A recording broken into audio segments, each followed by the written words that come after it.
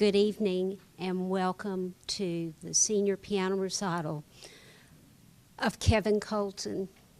I know most of you don't know me. I'm Tommy Watkins, and I've taught Kevin for the past 12 years. And it's an honor to present his talent to you this evening. I know a lot of you know he is a great leader in his school, and he is obviously a very athletic and talented lacrosse player. So this is going to be another side of him that you have not seen.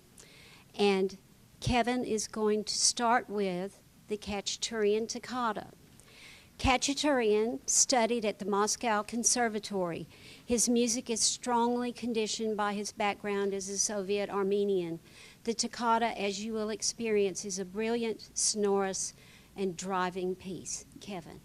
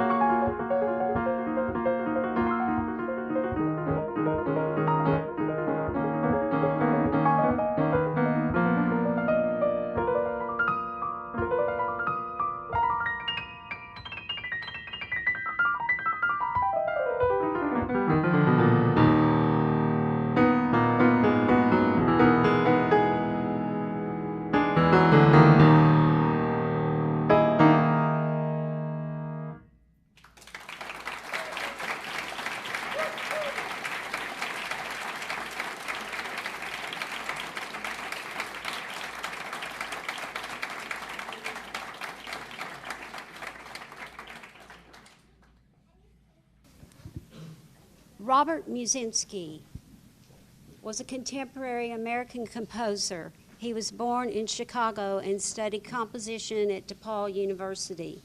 When he was 29, he made his Carnegie Hall debut with only his compositions. His works have been performed by many symphony orchestras. Prelude No. 6 was written on New Year's Eve. Musinski had been invited to 2 parties, having refused the second and accepting the first, only to hear at the last moment the first party fell through. Left with no place to go, he composed the last of the preludes. He stated that this relentless prelude was a rage over a lost party. Here to convey those feelings, Kevin.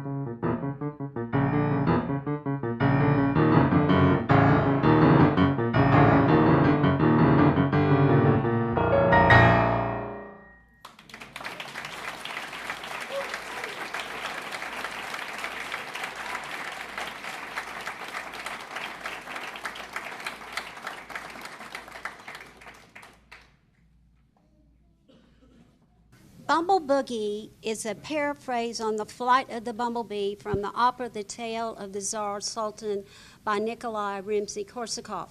Jack Fina was an arranger, bandleader, songwriter, and pianist. In 1946, he directed his own band at the Claremont Hotel. He appeared at some of the top venues in the country to include the Waldorf Astoria and the Aragon Ballroom.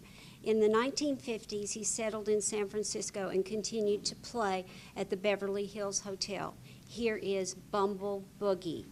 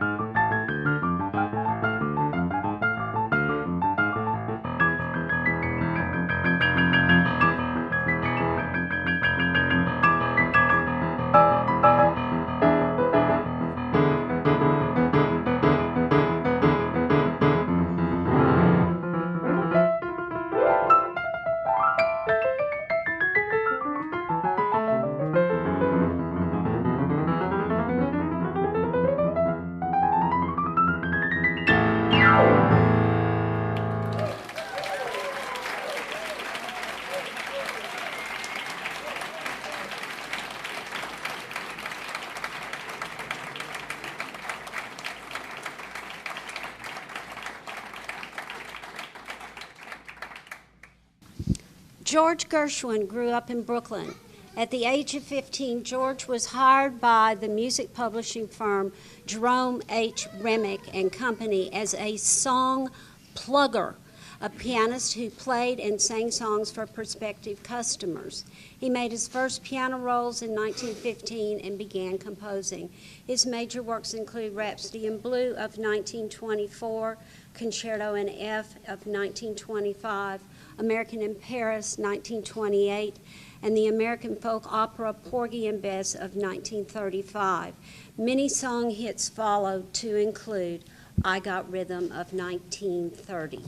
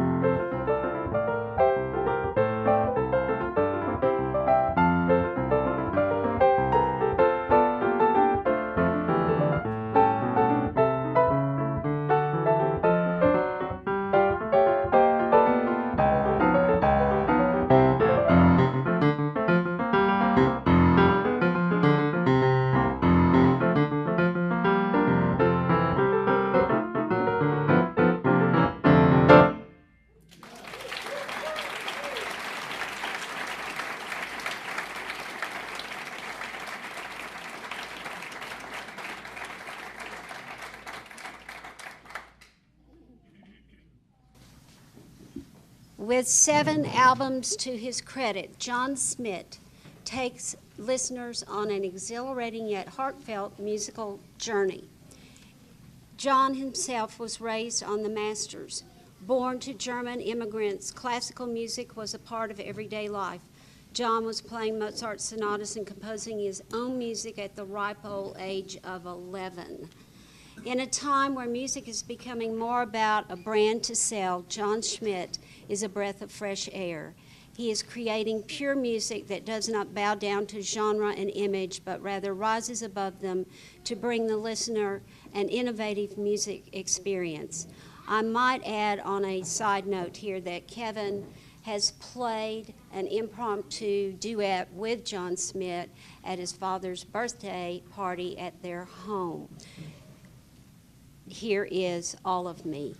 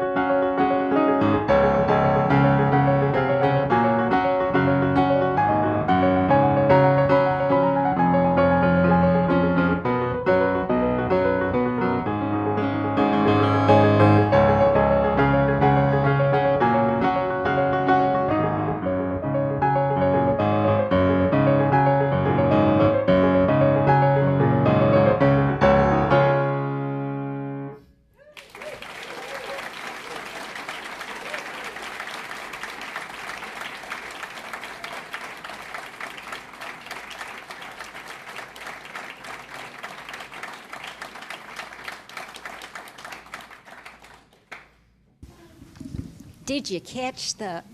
Yeah, is that great? How Great Thou Art is a Christian hymn based on a Swedish poem written by Carl Gustaf Boberg in Sweden in 1885. The melody is a Swedish folk song. It was translated into English by British missionary Stuart K. Hine, who also added 2 original verses of his own composition. It was popularized by George Beverly Shea and Cliff Barrows during the Billy Graham Crusades. It was voted the United Kingdom's favorite hymn by BBC's Song of Praise. The composer stated, "It was that time of year when everything seemed to be in its richest coloring. The birds were singing in the trees and everywhere. It was very warm. A thunderstorm appeared on the horizon and soon thunder and lightning. We had to hurry to shelter. But the storm was soon over and the clear sky appeared. When I came home, I opened my window toward the sea. There evidently had been a funeral, and the bells were playing the tune of When Eternity's Clock, calling my saved soul to its Sabbath rest. That evening I wrote the song, How Great Thou Art."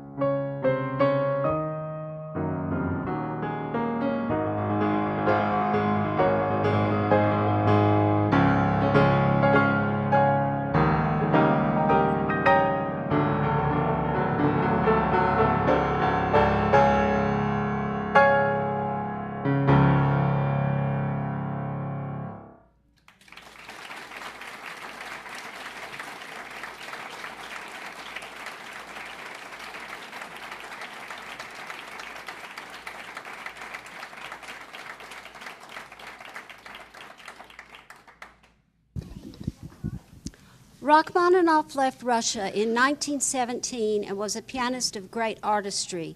He was over 6 feet in height and had huge hands, which enabled him to play large intervals on the keyboard. He died in 1943 in Beverly Hills, California, after completing 4 piano concertos, 3 symphonies, 2 piano sonatas, and choral symphonies. Kevin is playing what I call the Rachmaninoff top hit tune. I originally said it was a rite of passage for every student in piano. However, you've got to make it to this level for it to be that rite of passage. Here is Prelude in C sharp minor.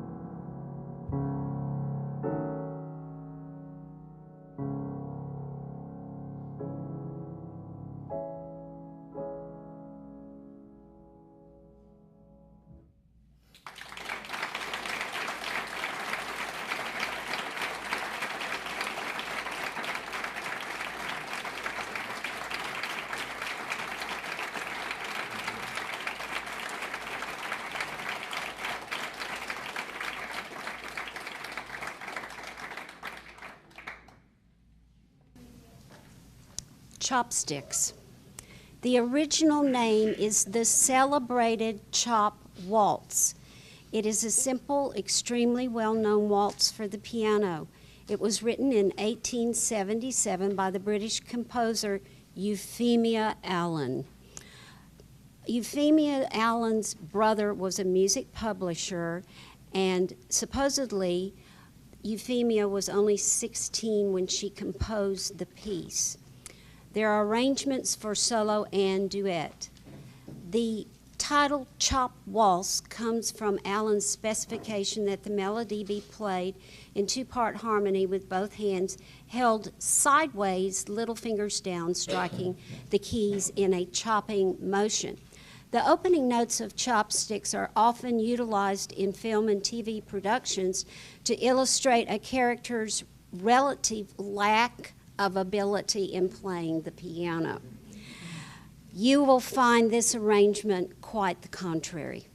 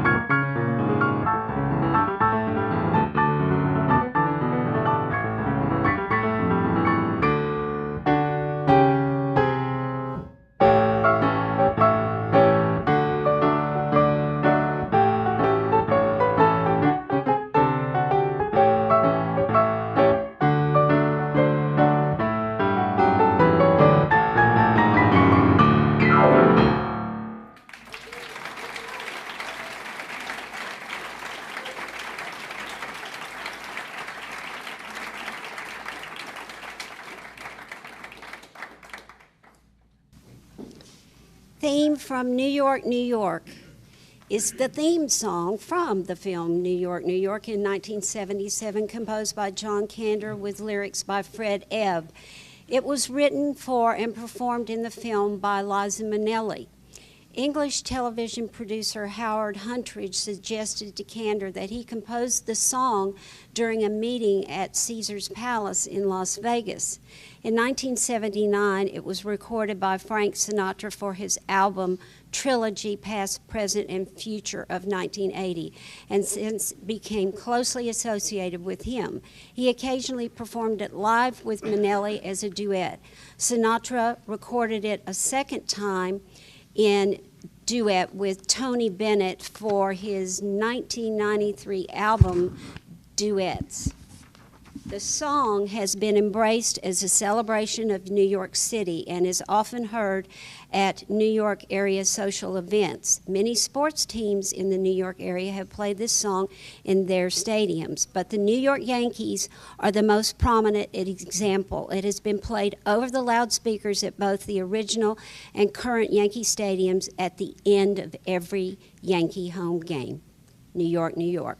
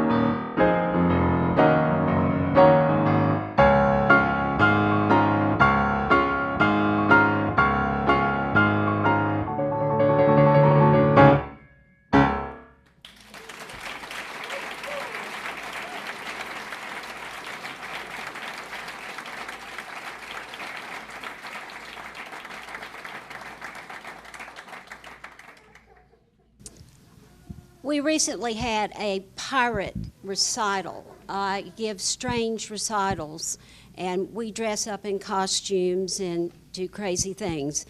And Kevin dressed up as Jack Sparrow, and and the wig, the whole thing. And here now is Pirates of the Caribbean, the musical.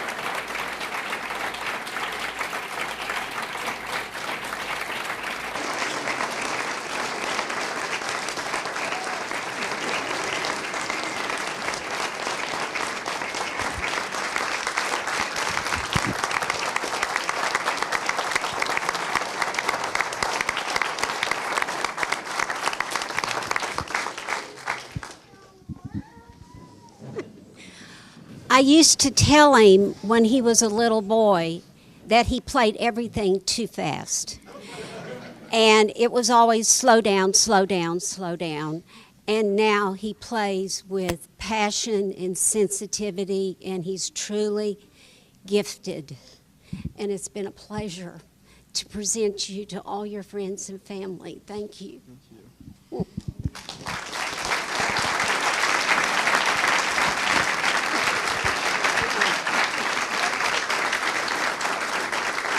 So, Miss Tommy has been around us for now 12 years, 12 long, wonderful years.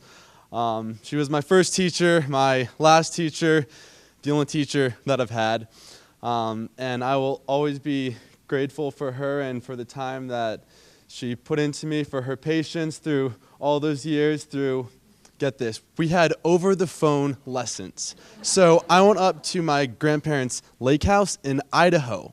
I call her, we have an over-the-phone lesson multiple times, multiple summers.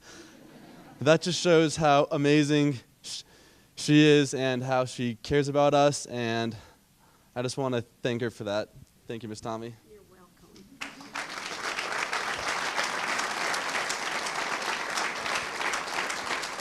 And of course, we have flowers for her and something else.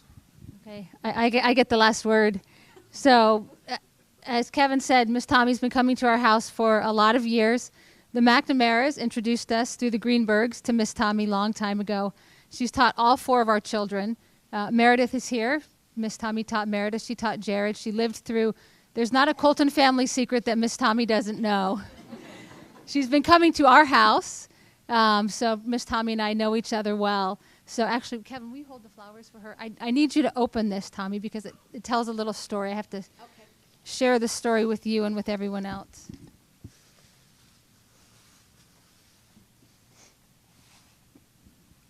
Not that.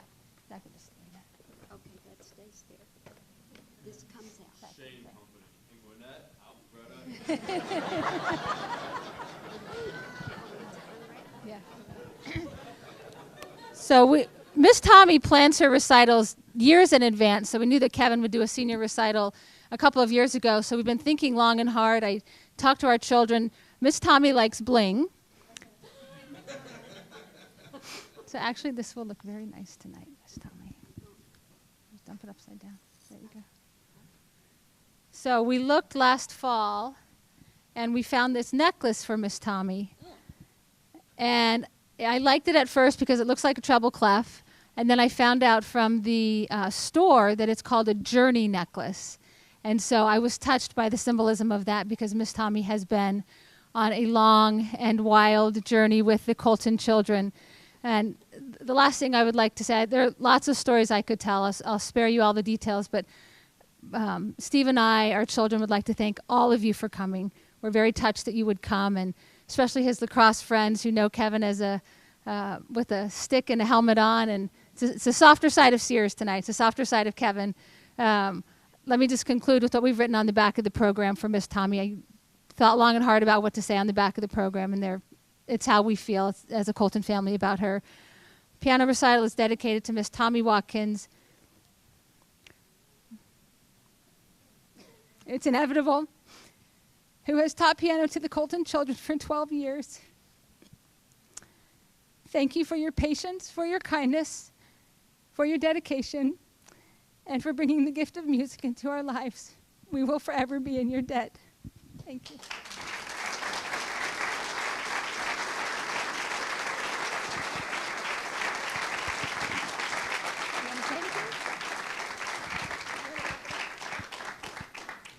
I do know all the secrets. My mom says I need to write a book. It truly has been a pleasure to be at the Coltons, and I told Jerry I'm probably just going to come by, walk in, and sit in my spot occasionally because I have a certain spot on the couch. I truly am so proud of you because you've really worked hard. It's not everybody that can get up here and do 10 numbers back to back. That's not for the faint of heart. And when we were rehearsing, I heard him huffing and puffing, and I said, "Are you out of breath?" And he was like, "Wow." And I said, "Well, there aren't any overweight concert pianists. That's why." So it's and I know he will continue to play the rest of his life, and it's from my heart that I gave you every inch of me musically so you could go forward with that. My daughter heard him play at my house, and she was in the living room with us. And in 2 minutes, she was in tears. And she walked out of the room into the kitchen, and I went in there. I said, "Tracy, what is wrong?" And she said, "He plays like you." Thank you.